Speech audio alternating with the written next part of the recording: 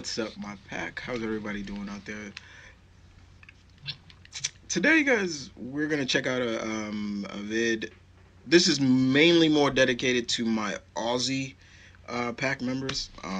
So to all my Aussie pack members, good day, hello, how are you? It's This one's dedicated to you guys. We're gonna watch a vid from Most Amazing. I do like them. I do like that channel. And I'm a big believer in just crazy stuff. And I want to hear from my Aussie pack members. Have you ever heard these urban legends? So today, guys, we're gonna watch top 10 scariest Australian urban legends. Um, we're gonna watch the whole thing. I'm not gonna cut it like I usually do. This time, I'm gonna watch the whole thing. But yeah, we're gonna check this out. And please, my Aussie pack members, if please leave in the comment section below if you've heard of some of these. I would really like to hear it. Because you guys all know your country is definitely a place that I want to visit before I die, before I leave this earth. I definitely want to get to the land down under.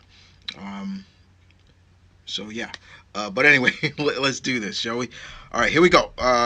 Top 10 scariest Australian urban legends. This is the first one. There's another one I will be doing. But here we go. Now, welcome back to Most Amazing Top 10. We are back today with another Urban Legends video. I have been taking the most requested country in each comment section and making that my next video in this series. And today is the land down under. Australia is unique in many ways, from its landscape to its wildlife, but some things never really change no matter where you go in the world. Things that go bump in the night, scary spirits, this music ain't helping, these are man. stories Chill. which follow you to the ends of the earth. My name is M.V.K, and this is the top 10 scary Australian urban legends. Starting off number 10 now, we have the Black Ghost of the Blue Mountains. If you ever head through Victoria Pass on Australia's Great Western Highway, keep an eye out at night. For more than a century now, truckers have reported seeing the ghost of a child bride called Carolyn Collette. She was beaten to death by her ex-boyfriend John Walsh in 1842 out there in the pass. Now they say her tortured soul haunts those who pass by on a dark, cold night. It's claimed that the colder the night, the better. When black ice covers the road, threatening to spin vehicles down to their doom, everyone is forced to slow down. Once everyone is slow, Caroline is said to approach, ready to seek vengeance for her gruesome death. Next up at number 9 now, we have the Burning Airman. The Burning Airman? An Australian bomber plane crashed on the outskirts of Canberra, killing all 4 on board. It would become known as the Canberra air disaster. Years later, people in the area started reporting strange encounters in the woods. They said unearthly lights could be seen near the old crash site. Others heard the droning noise of a plane followed by a loud bang.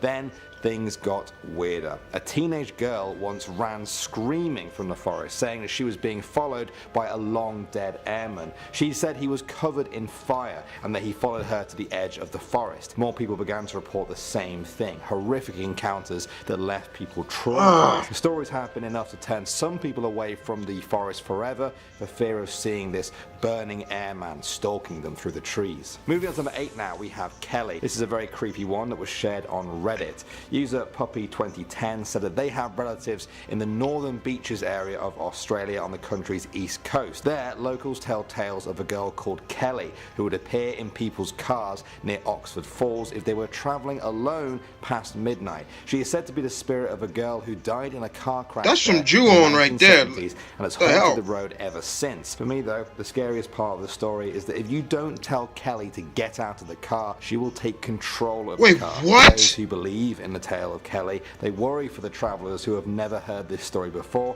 and don't know to tell her to get out of the car. Next up at number 7 now, we have the Orchard Hills Mafia House. This is a huge white mansion found out in Greater Sydney. You might say it was quite beautiful if not for the scary stories attached to it.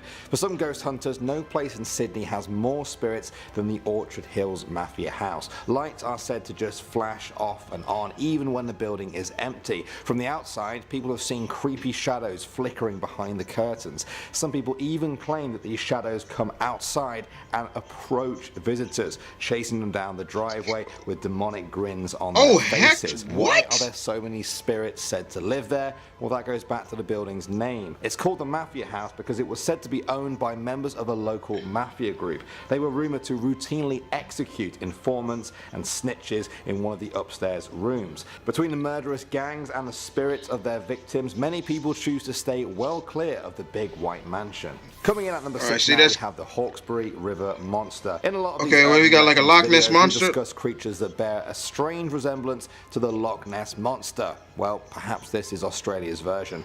The Hawkesbury River Monster is said to be a snake-like creature with a long neck, a large body, and 2 sets of flippers with an eel-like tail. Locals tell fearsome tales of the beast and claim that they have proof to back it up. People point to the huge slide marks that keep appearing on the riverbanks, or the crushed and abandoned boats with no owners in sight. Some say this is not a modern phenomenon either, and that the monster is depicted in the ancient Aboriginal art of that area. Moving on to number 5. I want to research more into that. Goodna Cemetery. Located on the outskirts of Brisbane, Goodna Cemetery doesn't look to be out of the ordinary at first. Those who visit it though do so because they have heard the stories of what goes on there after dark. According to local legend, there is some sort of force in the cemetery. People describe it differently, but one thing they all agree on is that this force does not like visitors. At night, people feel invisible hands punching and scratching them. It's not just a light tap either. People say you'd know if the hands touch you. One particularly scary story involves a local man who once tried to flee the cemetery in his car. Okay, first of all, why are you going in a cemetery at night? Huddled in his car, trying to ignore the strange noises outside. The next morning, he stepped out and found long scratch marks all the way down the side of his car. Something had been trying to get in and get him. Moving on to number 4 now, we have Schneider's Alley. In the early 20th century, Dr. Schneider lived in Clifton Manor with his wife and child. Their lives were quite uneventful until one day when tragedy struck. Both the doctor's wife and child died in an accident. Oh, man. The doctor spiraled into madness. At first, it was just his personal life that was affected, but then it began to bleed into his work. He would take his patients to a little log cabin near he killed them, didn't he? He performed surgical experiments on them without anesthetic. The house saw him mutilate countless people. The locals say that in the years since then, they've seen his disfigured patients wandering the hills around the house and lurking in the alley. At night, distant screams can be heard from those still reliving their operations. Some brave soul visit the house to try and catch their sounds. Next up, I thought he was going to hear it. Show it. Cult. The King's Park in Perth draws in many visitors during the day, but at night it plays host to all kinds of spooky legends. One of this is the Satanic you got Cult. it. Come on, man. No Satan cult. A secret group of devil worshippers descend upon the park where they perform strange rituals. Occult symbols are drawn, effigies are burnt, and all kinds of demonic behavior takes place upon the grassy slopes there. Some even say that human sacrifices happen there. This legend has only been fueled by the reports of local homeless men going missing after they visit the park. People believe that sleeping in the park after dark is inviting yourself to be killed in the name of the demons that the cult worships. Next up, at number 2 now, we have the Markery Field Station.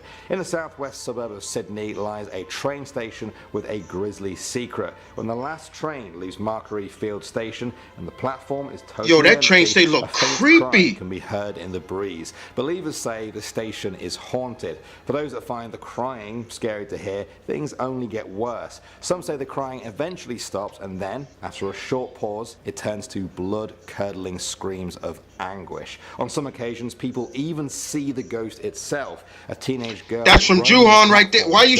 Come on, man. Her face. She cries. That's from Juhan. Then Chill. screams and screams. For me, though, the creepiest part is that sometimes she stares right at you. And finally, number 1 now, we have the Min Min Lights. Those who have ventured to Eastern Australia's outback will often return with tales of the Min Min Lights. On some nights, burning lights are said to appear in the distance but never get closer. They keep pace alongside the car but never get any nearer, almost as if it was watching you. Some people believe that if you leave your car, the lights will stalk you through the Australian outback. But hey, don't take my word for it. Unlike many of the other ones we've talked about on our list, there has been documented Oh my cases of God. the Min lights. You can find footage on YouTube filmed by locals. In 2003, a report suggested that the lights are just a trick of the light and appear under certain conditions. Others believe this only deepens the conspiracy. They say the government is trying to shake people off the trail and not discover the true nature of the Min lights. Alright guys, I want to know which one of those was your favourite. I honestly think Australia might have some of the best urban legends I've heard of so far. Do we have any Aussies watching this video? Did I miss any good ones out? Remember to request your country next for our Urban Legends series. I hope you have a lovely day. My name is Danny Burke. Thanks for watching guys, and I will see you all in the next video. Okay. Yo. Okay. Wow. Those urban legends were creepy and a little bit disturbing as well. A lot of ghost ones down there. I've wait. Since I am into the paranormal, what is the most haunted country? I think Australia is up there. As I have to look up again, but I remember it being. But those some creepy, especially a lot of ghost ones. That's what I was really, really, really taken back with how many ghost ones, evil spirits, first, and that the one with the cemetery, like who goes into a cemetery at night? Like only nutbags and drunks who wander in, and no, no, and I didn't appreciate them kept using Ju-on, Sakaya from Ju-on in that I love that movie, but that she creeps me out. She creeps, and that noise she makes. Good thing they didn't have that. But yeah, man. Wow, you Aussies are cool. I can't say anything more. Those were cool. You really thought I was gonna say, "Oh, you guys are nuts," but no, those were cool. I was very interesting indeed. But yeah, man. Creepy, creepy indeed. But it just makes me more interested. You know what I'm saying? Yeah, man. So I hope you guys enjoyed that. Like I said, guys, this is more dedicated to my Aussie Pack members. I know I got quite a few of them, so it's good to give them a shout out and dedicate something to them. Being the fact that we're so far away from each other, and I can't just I can't teleport over there and just shake their hands like, hey, thank you for subscribing, give them a bro fist and things like that, give them a too sweet, but I can't do that. I wish I could just and teleport over there, but I can't. So what's the best thing I can do is just dedicate a video or a reaction to them. Um, well, part one is done. I will be putting up part two later on. But also, guys, support the cause. Link in description down below for my new Patreon account. More stuff will be going up there real soon. But yeah, I hope you guys enjoyed. Um, I know I did. You won't catch me driving on the road at night. And if that girl does enter my car, yeah, get out. Exactly. That's what you say. Get the f out. Ain't no, no. And that train station looked creepy. That was creepy. That image alone was creepy. I'm not even gonna lie about that, yo. Y'all take care. I'm out of here.